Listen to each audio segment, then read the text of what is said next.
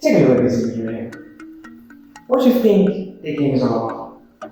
If you guessed aggressive terror tax evasion simulator, you're wrong. But honestly, I'll play that too. It's not this. And for some of you that might have guessed right, what's wrong with you?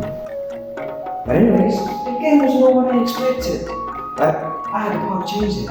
Make it what it was always meant to be. The idea was simple. All I had to do was make it terrorizing game, right? Right? For the most part, it did start out like that. I had a friend, their models in Blender, I had the models in Unity, added animations, and I started making the game. There was not talking right now. I added tutorial control scripts that moves the character in a cartoonish type of way, and I also added a jump mechanic. Just a good jump, right? Or if they don't, this one did, and it jumped higher than my expectations for my GPA this year. I added particle effects to the character just to make it more visually appealing. This actually started looking like a fun game. I like the project. Weeks into the project, I added a jump smash mechanic and a shell stack mechanic. Even at this stage in the project, the movement felt fun, the mechanics felt fun, everything about the game felt fun. I was actually excited about the project. Now that I was done with those mechanics, I added more mechanics on top of it. I added the sticky substance mechanic and the slippery substance mechanic. The sticky substance mechanic works a little too well because I do it once and the AI stuck to the floor like it owed someone money. I don't know why someone would stick you on the floor if you owed them money, but it did happen. And somehow, everything worked. We're still in the sandbox, but it was still working. So I decided to add another mechanic on top of it, a magnetization mechanic. Pull your enemies close and then fling them in any direction. It actually worked great, alright? It worked amazing. And then I decided to make AI. That's when everything went sideways. So instead of just having a normal tutorial recently, this was starting to turn into a game now. Started to recognize. At this point, I had lost track of the game I initially wanted to make. I was overscoping hard. The simple idea, it had disappeared. I had written in my notes, terrorizing game. The next page turned to a 98-page dissertation on Total Combat. Everything changed at this point. I know this is talked about by many developers, but still, it creeps in anyways. You start with a simple idea, you start making a game. During the chaos of that development stage, you lose track of that initial idea and you start making things shouldn't be in the game. And I've gone through that so many times. Even my YouTube knows it. I haven't posted a video because every idea I kept having kept getting scrapped. And I couldn't post that. But in all that chaos, I mix it. I make everything swirl out. I was out of the school.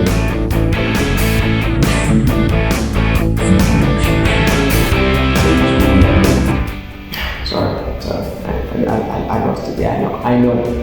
In all fairness, the game still had the charm that I intended for it to have. Not that, but yes, the game still didn't have what I intended for my game to have. It was just a little bit off street, but it was still my game. I was still making it. Okay, I agree. The game had turned from a terrorism to a full-fledged battle royale game. I couldn't shake the feeling that this wasn't the original idea that I had. I was becoming him, and I could never be him. During all this, something happened. The game was lost. I lost the game files. I lost basically the entire video project. All I had to show for the previous game, not the videos, but everything else gone. I never backed it up. So how was it? What could I do at this point? Quit? Start over? There was only one right decision to make. Make the game to what I was always.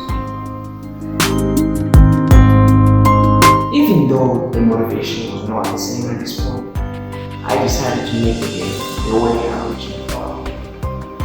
Terrorism. So, I made a new tutorial control script. This didn't use unit rigid or component physics because I made custom physics for it. Not even that, or I just didn't want to complicate it. Or did I? So I added some old hardware effects back and I added a new hardware effect, which are the sparks when they play. It's a wall while moving, you know, for aesthetic. And it looked okay. And now I added a text track so that I can probably see the movement and fine tune it to what I want the game to feel like. Like the code worked so great, I almost ended up calling NASA to tell them about it. It was amazing. The turtle powers that I had were normal. But this was something new. This was something fresh. This is what it was always meant to be. And there came my greatest enemy. In every developer's life, there comes a time when they want to make their own abomination. This was my time to prep my best life. I had to start making the AI. Unlike the previous AI that kept abusing me,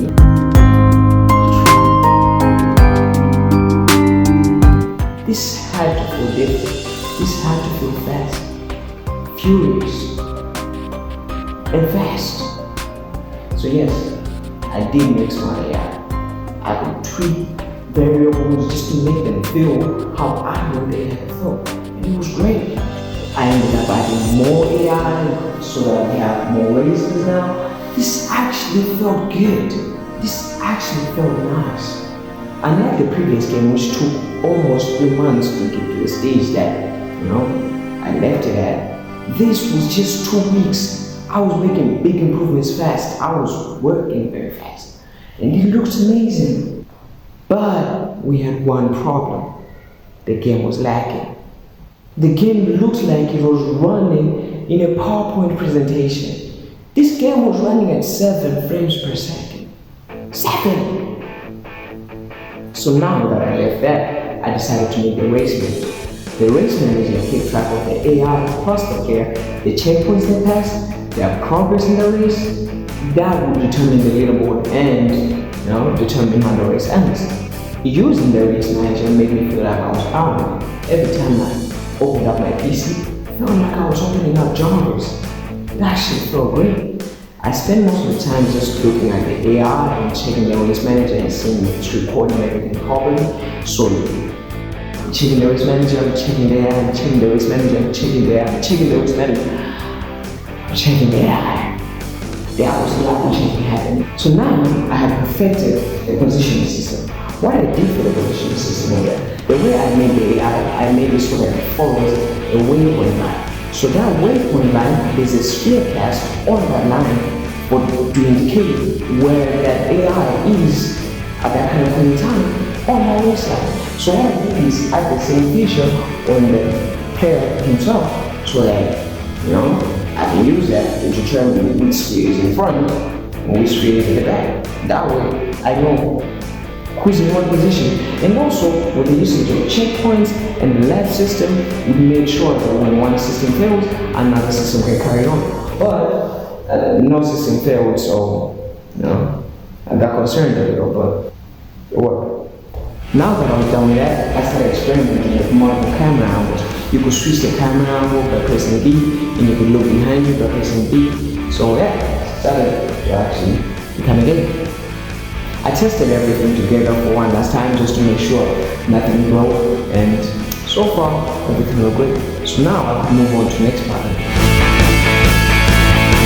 When it came to the style of the game, I would do a lot of variations just to get the exact look I wanted. But first I have to make sure that we have enough customization options, spoilers, headgear, shells, things like that. The player had to make their turtle their own. And I had to keep in mind that the player would not only want to adjust the customization game object, they would also want to customize their own colors. So I have to make sure that a game object can change color. what the other game objects remain. So there was a lot of programming that was going to go into this. Making this type of system led me down a path of research and refinement. This video might not show it, but a lot went into this customization script. And if anyone is wondering how I made this type of system, I can actually make a proper video describing the code and everything else related to the customization. But for now, we're gonna move past it. Now, the customization system still needed models. So I wanted to blend it and did some of the models. The footage that you're gonna see is the model made by me, but some of the other models were made by my friends. I will link their socials in the description below. But this was also a tough task on its own. And it was at this point I had heard about a cyber expo happening in my country. This was the first cyber event, convention / whatever that involved game developers in my country. This was a big deal. I mean, it was also an anime convention, but I don't know if it was from the game part. I do watch anime, but you know. And so I decided to talk to the event organizers to give myself a spot in the convention so that I can showcase my game. This was amazing, and I actually got the spot. You know, I overlooked something very important to this convention. A game. I still did not have a game. So now, I had just added another hurdle to the game, which was time crunch. I didn't want that. I was really having a hard time making this. Now I have time crunch added to it. I had to get things done fast. So I started to cook. And cook, I did. I modded the tires, spoilers, everything else, and put it into Unity. The game already felt good, it had to look good as well. This was a project that was about to be presented in front of people. This had to look amazing. It had to look great. I imported everything into Unity and started adding materials to the game objects. I was under pressure, but I was still determined to make everything look great. And finally, I started to see light at the end of the tunnel. That's the same thing at this point. The game was taking shape. The visuals were taking shape. This was finally becoming an actual game. And let's have a moment of silence while the visuals are cooked up.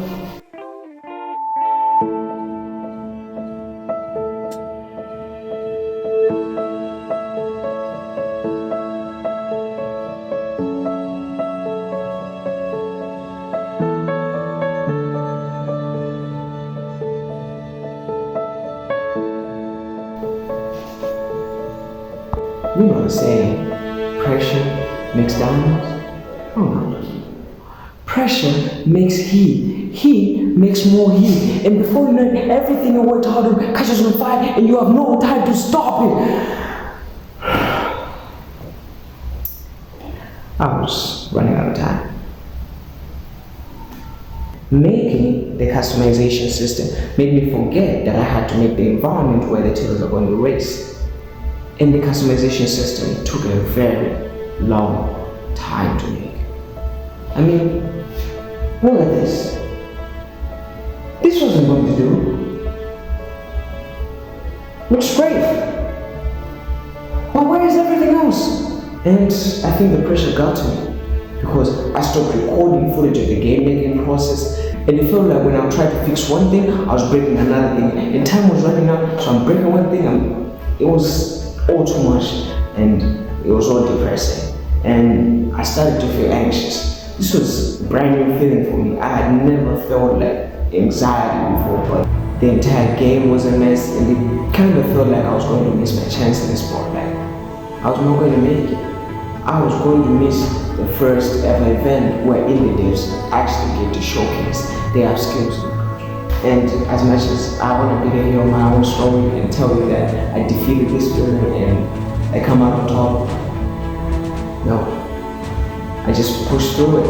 I started recording again, but here and there. And I think for the next section of this video, I should sit down.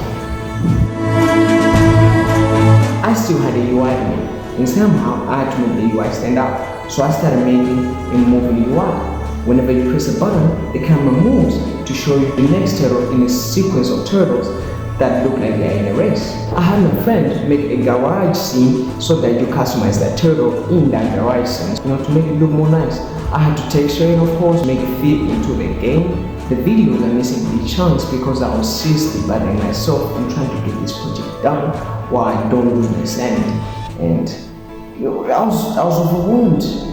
I have a little bit of graphic design skills, so I tried to make the UI feel more like a graphic design kind of especially. So I used that to make sure that the UI looked great, and I even added animations to the UI buttons so that they come in and they go as you're clicking it. Since everything was basically done at this point, I had to move on to the next part of the game. The levels. Now, for the levels, I had a friend model the components as in the tunnel, whatever is going to be inside the tunnel, and all I had to do was take it into Unity and use the spline in order for the tunnel itself to curve around the road and for the components to actually be on the road itself. I don't know how to properly explain that, but just know that it worked. So now the entire game loop, from going to the main menus to going into selecting a character to going into the customization and then finally playing a level, everything was done and everything was fine at this point. Oh, and also another thing, I had added music to the game, but I used the music from my playlist, so obviously that's copyrighted. So when you're seeing the footage, you do not have any sound, but yes, there was sound, and when you actually get to test the game, there will be sound, so don't worry about that. So now, I have 4 days until the event. There was still a lot to be done with the game, and I was nowhere near finished. I still had to make sure the AI was perfect. I had to add names to the characters, I had to add personality to the characters, like who should be fast, who should be slow, who should be crappy on corners, who should be, better on corners. So all these little things were things I had to tweak in the code. I didn't do much coding because I had every variable already there for me. It's a good thing that I had programmed better when making this project, so all I had to do was just make tiny adjustments and the AI behaved how I wanted it to. Now, it couldn't just be one single turtle racing game. I had to add game modes, alright? I had to add different game modes. The normal race, which I call the circuit, elimination mode, which I call the elimination mode, time trial, which I call time trial. Okay, I'm not good with naming things, but I tried, okay? And these game modes were basically just me making sure that the race manager knows what to do with what information. At this point, the race manager had information about the entire race, where the race, or when the race starts, how much time it takes for a lap to finish, how much time the race has taken, where every racer is. So all I had to do was just make sure every information is utilized properly for each game mode. For example, the time trial. The race manager already contained information about how much time it has taken from a player to get from one point to another point, from one checkpoint to another checkpoint. So all I had to do is just make sure that if the time doesn't run out while you're in between those checkpoints, the game proceeds. If the time runs out for you, you lose. Easy. For the elimination mode, the race manager already contained information about the player's positions and the AI's position, and we're already counting time at this point. So all I had to make sure was that when the time runs out, the player who's in last place gets eliminated. Easy enough. Now that that was done, I still had one big issue bugging me. The game's lag. At this point, I should have addressed this problem when I met it the first time. But now, I have 3 days left and the game is a laggy mess. I went on YouTube, I started researching on how to fix it, and gladly, I found a video by Murray. Is it Murray? Is it Murray?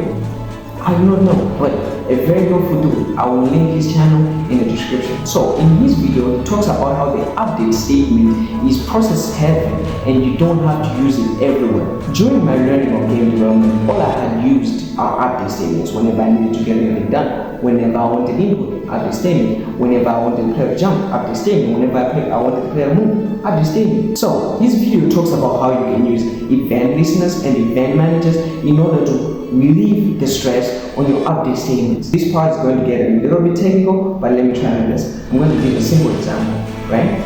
When you're making an input controller, mainly what you do is that you have an update statement checking for the player's input on each and every frame. That's inefficient. And at that point, we're already using our processing power.